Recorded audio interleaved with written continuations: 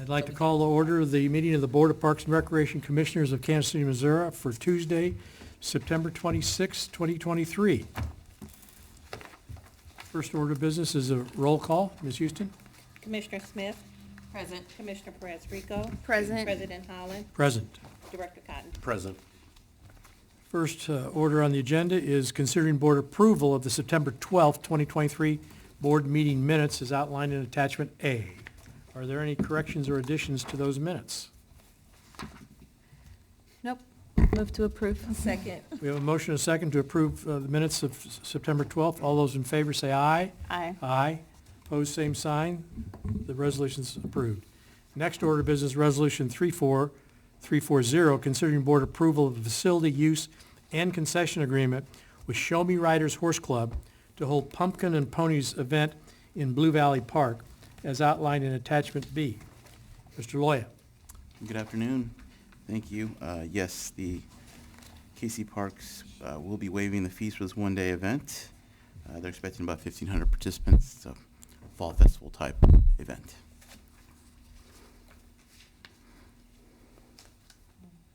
Any questions? Questions on this item? Is this an event we've waived fees for before, or is it a new event? No, I believe they have in the past, yes. Okay. And this is in Blue Valley Park. Yes, sir. Okay, great. Little Blue Valley, sorry. For ponies. And I apologize, there's a typo on one of the memos. In the middle section should say Show Me Riders Horse Club wishes to enter facility use. Mhm. Move to approve. Second. We have a motion and a second on Resolution 34340. All those in favor say aye. Aye. Opposed, same sign. The resolution's adopted. Next order of business is Resolution 32341, considering board approval of a facility use and concession agreement with Sisters Living Beyond the Ribbon to hold a 5K event in Swope Park as outlined in attachment C. Mr. Loya. Thank you. KC Parks will again be waiving the fees for this one-day event as well. They will have a finish line festival at the Swope Pavilion along with the 5K they'll be doing at Swope as well. Any questions? Do you know if they charge fees for entry? There's a registration, I believe, Okay. and the reason they'll have vendor sales. That's the reason we're asking for approval today. Oh, okay. Rob, as they're turning in the permits, are we letting them know that going forward, we need to have it sooner? I know we've talked about this, Yes, but my question is how absolutely. are we being communicating Absolutely, it? Okay. yes. Thank Got it. you. For every request you all receive, you're relaying that message about the 30-day Yes. notice and the 8-month Mhm. grace period? Yes, Okay, thank you for that. you're welcome. Move to approve. Second. We have a motion and a second on Resolution 32341. All those in favor say aye. Aye. Opposed, same sign. The resolution's adopted. Next order of business Thank is you. Resolution 32342, considering board approval of a cooperative agreement with Global FC in partnership with the Kansas City Current to use Ashland Square Park futsal course for the purpose of conducting soccer clinics as outlined in attachment D. Good afternoon, thank you. Hi, Jen. So we were approached by Global FC. They are partnered with the KC Current to provide soccer clinics for girls at, Ashland Square Park at the new futsal courts there on October 4th and October 28th. We will be charging them no fee since they're offering this for free to the community. Yeah.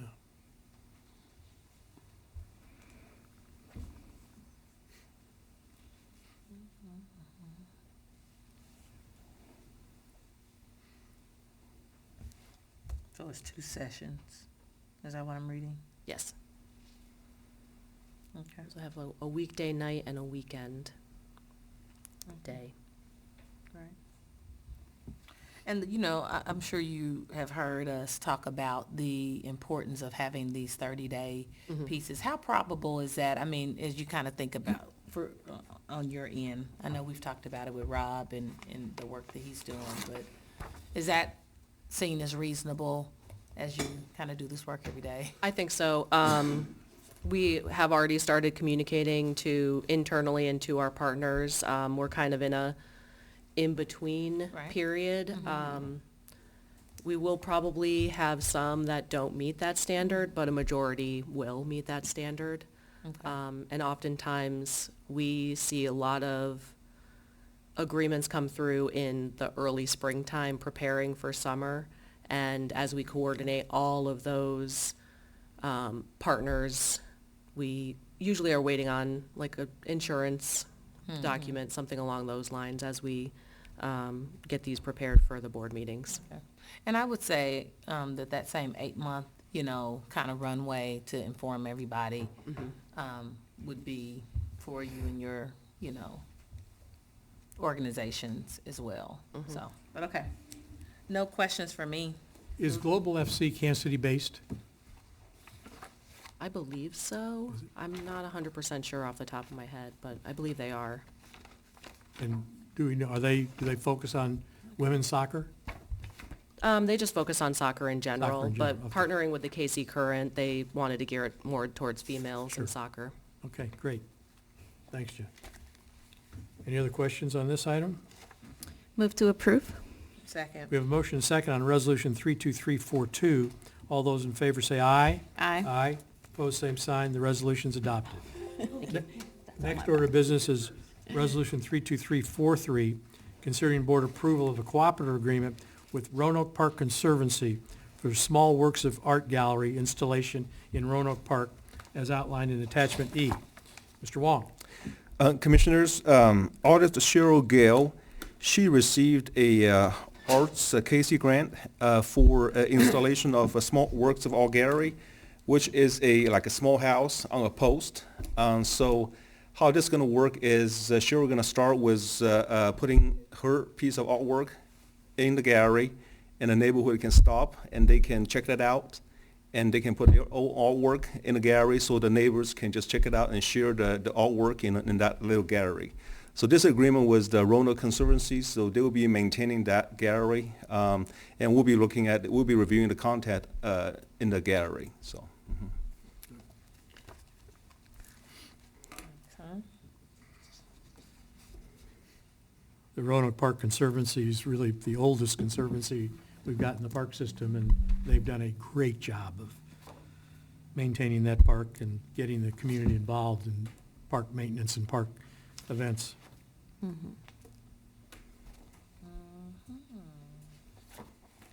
right. I don't have any questions. You have any? Move to approve? Second? We have a motion and a second on Resolution 32343. All those in favor say aye. Aye. Aye. Opposed, same sign. The resolution is adopted. Next order of business is Resolution 32344, considering board approval for the use of $1 million from the park fund balance to be used for local matching funds for the Bruce Watkins Connector Community Park Project. Mr. Wong? Congressman Cleaver secured $4 million in HUD money to build a Bruce Watkins Community Connector Park, and that park will be located along Brush Creek between the MLK Park and Prospect. So the idea of this park is to really, improve connectivity, along Bruce Watkins. So we're looking at a skate park, we're looking at a shelter and trails and sidewalk, and other park amenities. And because this is a federal grant, it has a local match requirements. It's 80-20. So we're asking $1 million from our parks, revenue to cover that $1 million local match. It's an exciting project. I don't have any questions. Thank Glad you. to see. Yeah, no changes since we last talked about it, right? Yeah.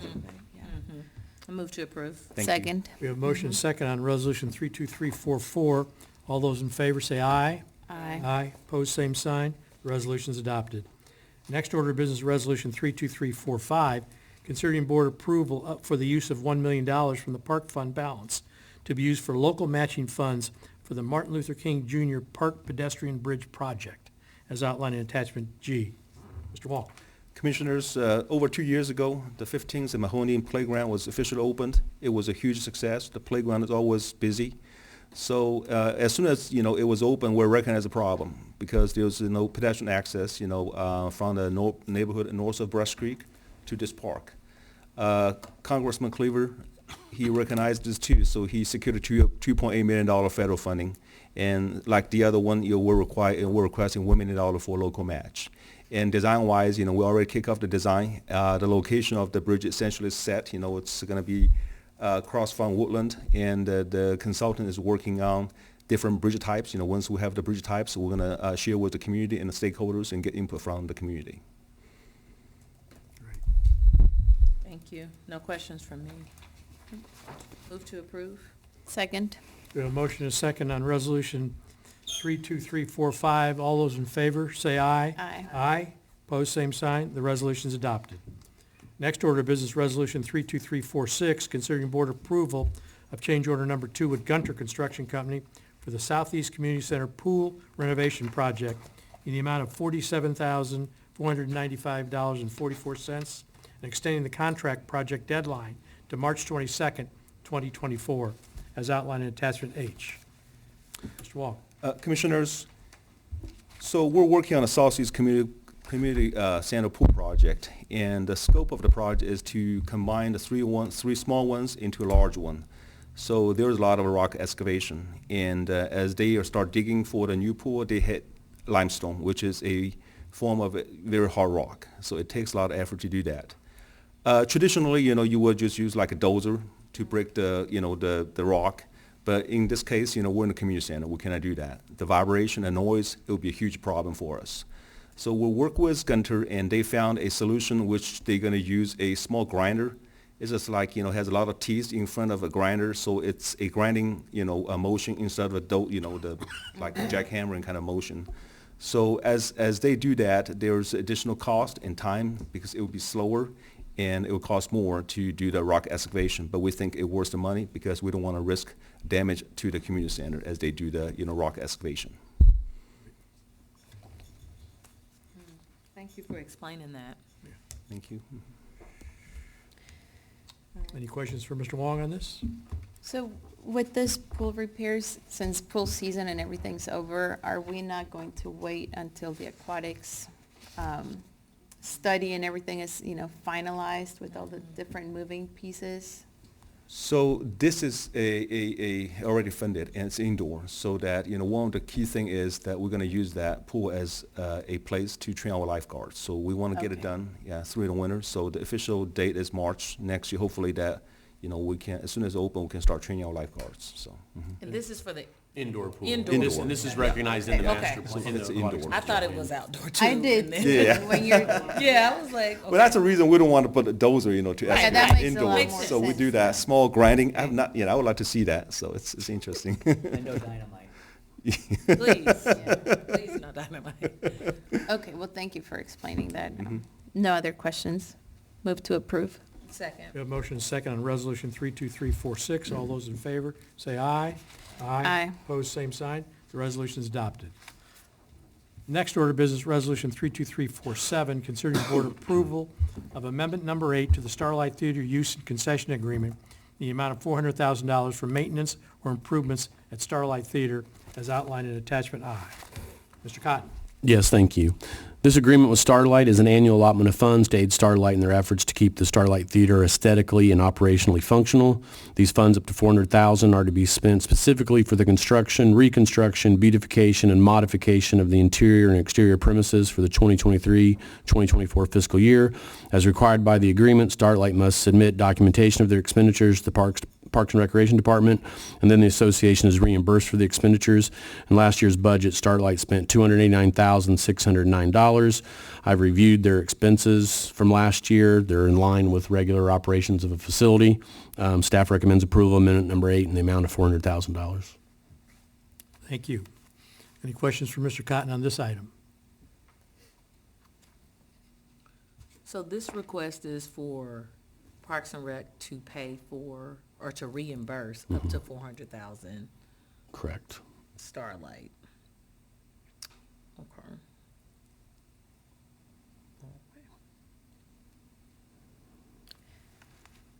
I gotta give a shout out to Starlight. They have a community program, and this for the past couple of years, a lot of my students have gotten to go to Starlight for the first time because of that program. And, you know, they're also strengthening their internship program. So I think they're doing good work over there. And And their expenses are routine maintenance, $78,000 for HVAC work, electrical work, center stage bar doors, which I'm assuming are their panic doors to button to go out the things. I mean, there's nothing in here that's out of line with, Right. there's nothing that's out of line at all. Thank you for that. I'll move to approve. second. We have a motion second on Resolution 32347.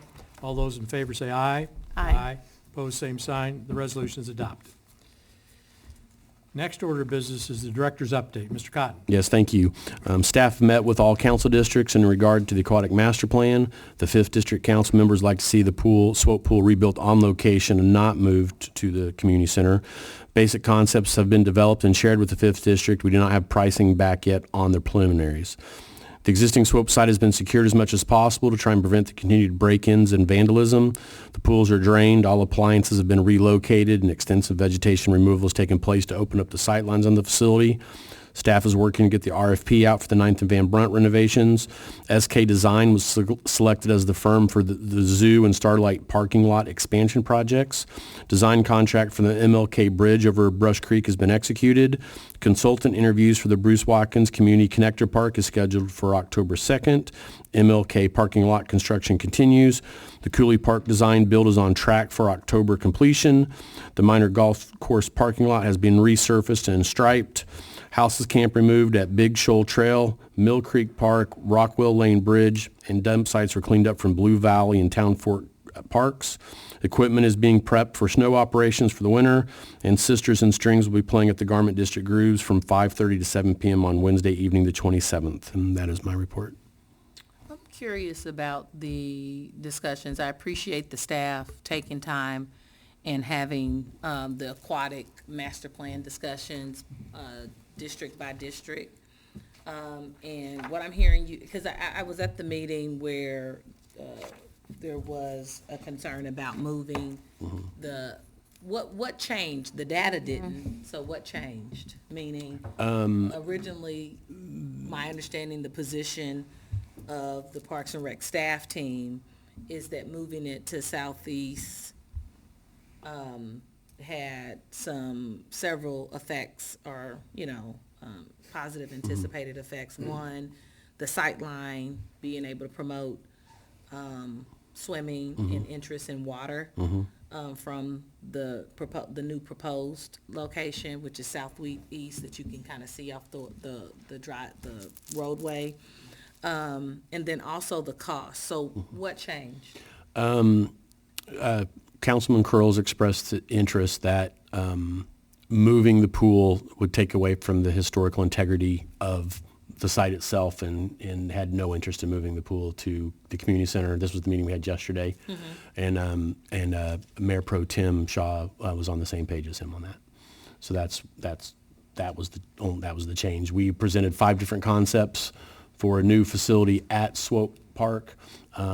We asked them to give us which design they liked the most so we could flesh out the costs.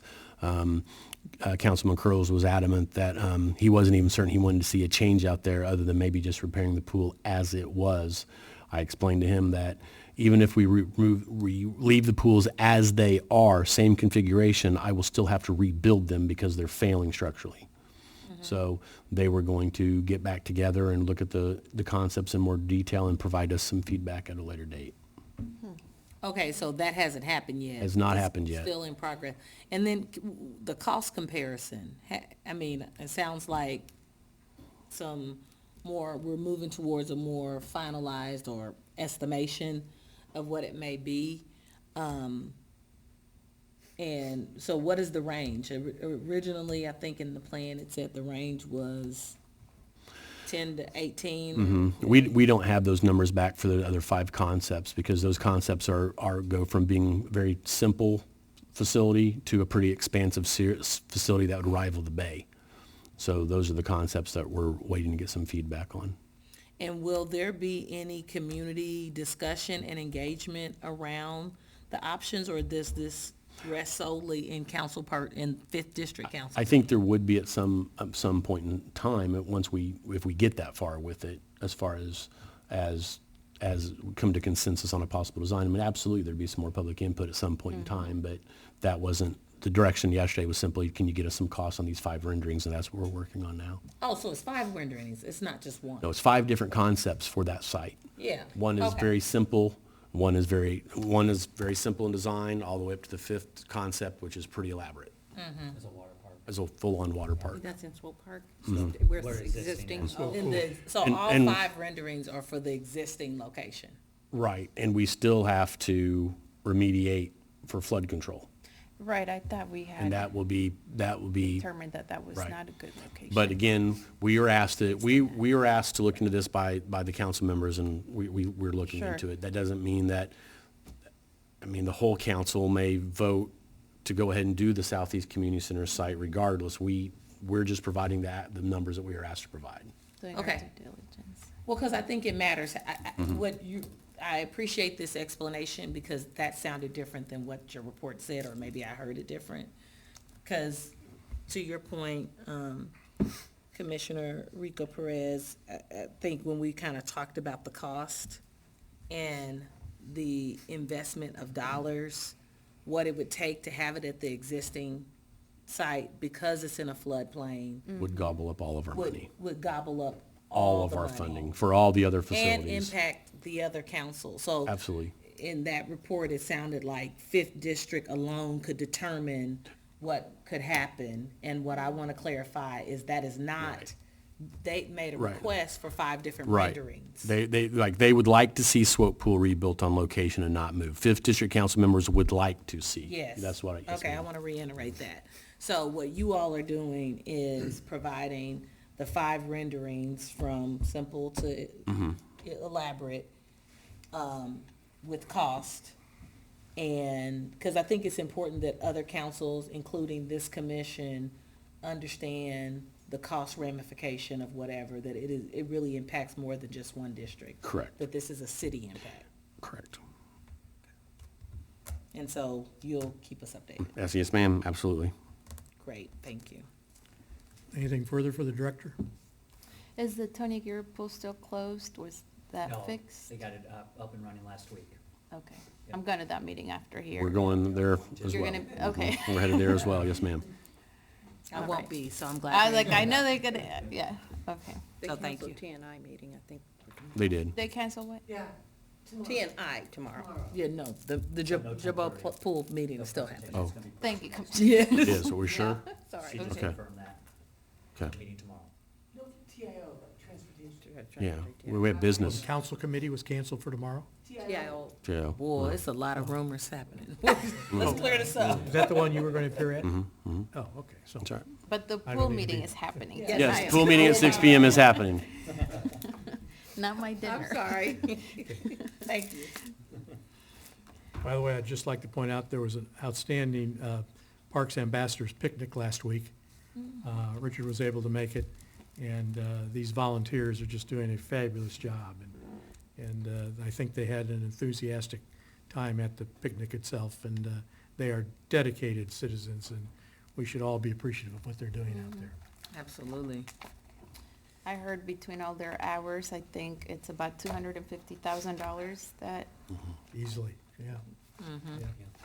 Yeah, I was hoping that, and I know the staff team has had to move on with their evening. Hopefully they're enjoying some rest. But I really appreciated the invitation. I was out of town, wasn't able to come, but definitely want to echo support for the ambassadors and all of our volunteers. We wouldn't be able to be a department, a viable department without them. So, thank you. All right, next order of business is the public hearing. We have one citizen signed up to address the board, Clara Cribbs. Hi there, thank you. Thank you so much for allowing me to speak. Good evening, everybody. I am Clara Cribbs. I live in Southmoreland in District 4, and I'm actually really excited about the pedestrian bridge to the 15th and Mahomies because we've walked there and it was a pain. But I'm actually here tonight on behalf of an organization that I'm part of, the KC Learn Home Education Network. We had a representative come visit at your last meeting. We're known as Learn, so I'll refer to us that way going forward. Several of you have received emails from us in the last couple of weeks, so hello in person. So I'm here tonight to follow up on our requests to use the Garrison Community Center for our homeschooling co-op classes. We've been informed as of the last couple days that our request for a contract to use Garrison has been denied, and that the community center office is no longer willing to work with us in any capacity. We may not have a contract for the space, even at full price, it seems. We are explicitly told not to attempt to use the space as community members. We're not allowed to rent space on a weekly basis without a contract, and so we feel blindsided. The message has come through loud and clear. We asked for flexibility. We've been denied. We, community members, are not welcome to use this community space any longer. So I'm here tonight to ask, not for reconsideration, but just to ensure that all of our facts have been represented accurately and publicly, and to ascertain how the board feels these decisions align with the stated mission of the Parks and Recreation Department, which I'm sure you know the mission is to improve the quality of life, health, and wellness of our community by providing socially equitable, community-driven programming and environmentally sound natural resource management. If you'll allow me to give a tiny bit of history and clarify a few points that seem to have been muddled in this multi-month game of telephone, Learn is not a school. We're not a school. We're not a business. We're a nonprofit organization. We're registered as a 501c3 and with the state of Missouri. We are open to any homeschooling family. We provide respectful and inclusive secular support, activities, and resources for homeschooling families in the greater Kansas City area. We have successfully worked with numerous community centers in the Kansas City area, in Kansas City itself, actually, over the last several decades. We've been around since 1995. We've enjoyed time at Garrison, at Westport Roanoke, and Brush Creek without incident. We've always had to wait a little while to get contracts in hand, but otherwise it's been a wonderful experience. We, as Learn members, have also participated in cleanup efforts via Bridging the Gap. My sons who are here with me tonight gained a new appreciation for all the hard work that goes into maintaining this park system when we helped pick up litter in Swope Park last spring. It was eye-opening for them. Another clarification is we do collect class fees. All of that money is pass-through money. We do not retain any of it. Every dollar we collect goes to outside instructors or to purchasing supplies that are consumed in the class, or they are fees that we use to pay our rent in the space that we're using. Every single dollar from our class fees. So our current situation is, in May, we had been using Garrison successfully since September, 2 semesters, if you will, and our board had a verbal understanding as we walked out the building at the end of the May session with Garrison, who are wonderful. That staff is great. We love them. We love being there. We had this verbal understanding that we wanted to come back in September for our next round of classes. They emailed our board in July and said, just making sure you still want to come. We said, absolutely. When can we sign papers and pay you? And they said, sure, you guys can come back, start setting up and everything. And our group went back in August. In passing in the hallway, we were told, by the way, rates have increased. And we said, okay, I'm not sure what that means. By mid-August, at that point, actually, several days after that conversation, we had already taken all of our class submissions. We had already planned everything, started setting prices and collecting fees and paying our volunteer teachers their reimbursements for supplies. All of that was happening. We planned very far ahead, in part to be responsible and in part because we're homeschooling families. It's like the worst financial decision any of us has ever made. It's a disaster, but we need to be able to budget internally and as a group. So we were done by August 15th, and then we received an email from the Garrison staff saying, we all know rates have gone up. But there was not a specific statement in that email of what the new rates were and how they would affect us. So I know, I'm here as a member of a board, I'm a volunteer, I know that the wheels of organizations do not always move quickly, and so I understand there are going to be delays in updating that information, making sure that gets into the hands of the building management and onto the website.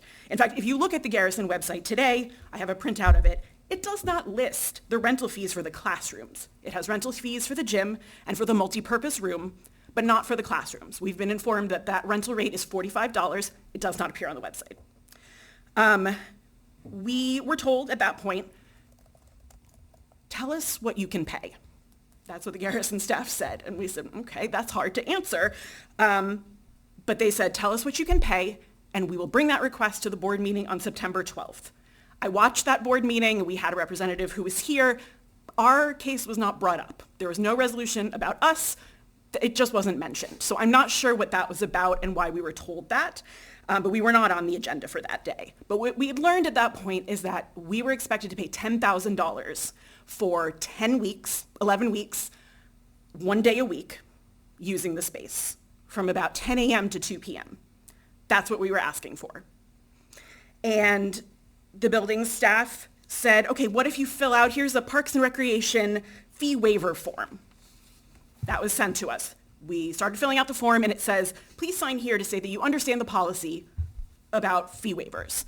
But we didn't know what the fee waiver policy was. When we called to find out what it was, first we were told, how did you get this form? That's weird. Where did that come from? And we were informed that probably nothing would come of us filling out that form. Within hours of that conversation, the form was removed from the Parks and Recreation website. It is no longer available for public download. We had received it directly from Garrison, but you can no longer, it was available online that morning and it wasn't that afternoon. So I just want to return to, and I know that fee waivers are granted. I heard that earlier tonight, so I know it's still a thing, but it's just not publicly available. So I just want to return to the mission statement, especially that part about providing socially equitable, community-driven programming. I wonder how socially equitable this can be if there is no longer a clear route for community groups to use community spaces at reduced and reasonable rates. So that $10,000 at Garrison, 1 day a week for 11 weeks, that would be a monthly rent of $30,000. I'm a New York City native. I know I don't sound like it, but I'm a New York City native. We would find that crazy as rent in New York. And we're having a really tough time stomaching that fee. So my questions are, why is there no option for off-peak, whole facility, multi-day over the course of several weeks rental discounts? That seems like a reasonable thing. Who can pay this amount of money for this kind of rent? In our time at Garrison, we have never been informed, hey, there's another group that would like to come in and use this space. Could you make room for them? We have never been told about that happening. We happily would have made room for that. I will absolutely wrap it up. We would have made room for that. That happened at previous locations, and we did make space for those people. So now Garrison is going to sit empty on Wednesdays for the foregoing future and collect $0 in rental fees. So it feels like the ultimate goal is to make these centers so unaffordable for group use that the buildings appear to be underused, and maybe they'll be sold off. I live near several Kansas City public schools that seem to have followed that path. Our organization strives to be fiscally responsible. We could never pay that $10,000. We charge that fee that passes through, and that's it. That's all we have. It would be unattainable for us to collect any more money from our families to pay that amount of money. We know that you're fiscally responsible in trying to cover your bottom line, and we were willing to work with that, make adjustments for our spring term, as long as we could have some flexibility for the fall. So ultimately, we wanted you to know that there are real humans being affected by this inflexibility, including many children. We hold classes in Johnson County. In addition to Kansas City, we've been able to work out reasonable rates with the Parks and Rec Department, as well as a private business owner. We're not trying to pull anything. We're just trying to reach a resolution that seems fair. Thank you. Okay, thank you. So, Go ahead. a couple of questions. You started out saying that that your goal for today was to inform. I am. Inform and make things transparent. Okay. Absolutely, yeah. Okay, and so your expectation for us is just to really be aware of you're not asking any consideration for I anything. wouldn't say no if you wanted to I open want the to be door. clear about what. Yeah, no, you're right. I do feel like the door is closed. Okay. I do feel we were given very clear instructions that we are not wanted anymore. We feel uncomfortable now, and we have had to look for alternative. We have a class tomorrow. I was saying, where are you all at with A community member, actually the one who was here a few weeks ago, she belongs to a church, and they are opening their doors to us tomorrow. It feels weird that a church will do that and be open to, at any rate, take us in, and we could not get that from Parks and Rec. So first of all, thank you for walking us through that. Thank you for being patient and listening. Well, it sounds like it's been a lot, so, been a lot. thank you for, sharing that, and I definitely understand, as someone who launched a co-op, for homeschool communities and families, in another community that I lived in, I definitely understand, all the work that goes into it, so, so thank you for walking us through that, and that perspective. I'm curious, the staff perspective and the timeline, and I don't know if you all have all the information. You, of course, came prepared for this, and you have that historical timeline, but I would be interested in this, not to continue to exacerbate conflict, but once again, to your point, the power of perspective and being able to understand the facts from the two lenses. So that is something that I'm interested in, and just really want to acknowledge the concern that is very clear. So thank you for articulating that. And also the perspective that helps us get curious and how we can work in partnership with the operations team. Because it is my desire, and I'm sure my colleagues as well, to fully live out our mission. But we recognize that that doesn't necessarily equate to exactly how residents, or even us on our end from the commissioner seat, that's not, we can't always come to agreement about what that looks like. Sure. So thank you for that, but others? And thank you for being here, and to your sons as well. So your understanding was also that a couple of weeks ago there would be a resolution? Because we just understood that they were here to speak. Well, they signed up like you Right, did but today. not a resolution. We were told that our case would be decided after that meeting. We said, what if we sent one of our community members to go visit and to speak on our behalf to help with the case? But the building staff at Garrison had said, send us your information. The board has to decide. They'll decide at the September 12th meeting. I have the emails that they sent that say, here, fill out this form so they can sign off on it. This is why I said I felt blindsided, because it really felt like this was a done deal. Everybody's going to be reasonable and reach some sort of compromise. And so Okay, if we're frazzled, that's why. understood. I feel like part of this is a communication breakdown more than anything else. Sounds And I like it. definitely don't want to throw the Garrison staff under the bus. They've worked with us quite a bit. But it seems like they were getting mixed messages from above. How many students will be attending the school tomorrow at the church? We have, I wish I had that number right off the top of my head. I think it's 76 children, 40 families will be there tomorrow. We have 123 families in the co-op. Coincidentally, 40 families live in KCMO proper, and then the rest of our families live throughout the metro area, some as far as like Kingsville and some far out in Olathe. And they come in, they drive in from these places to Garrison for the offerings that we provide.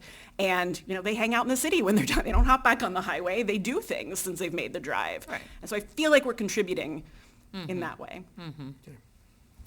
Staff, any perspective? Oh, go ahead. I'm Anything sorry. further for Ms. Cribs? Any perspective from? Not at this point.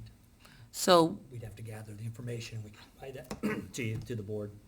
yeah, that would be really helpful. It sounds like there were some key pieces. I would love for us to be able to walk through and demystify the process, because I agree with you that it sounds like some miscommunication and some missed communication. And so if you would allow the staff team to be able to process and be able to provide some responses and perspective, because, so grateful that there is community support in the form of the church, because those are a lot of lives and a lot of babies. So that's what I'm looking forward to. And just to manage expectations so we don't continue missed communication. It is the 26th. Our next board meeting is scheduled for October the 10th. Sure. And so I'm curious from the staff team, does that give you all enough time to be able to follow up and get some additional information? We can probably share with you. I do know some of the concerns. Okay. So, Yes, we can prepare. yeah, we get that to can you share all. that with you. Okay. Absolutely. And so what we typically do, we have our board meetings, which is this time, but the commissioners who are also volunteers, so from a set of volunteers to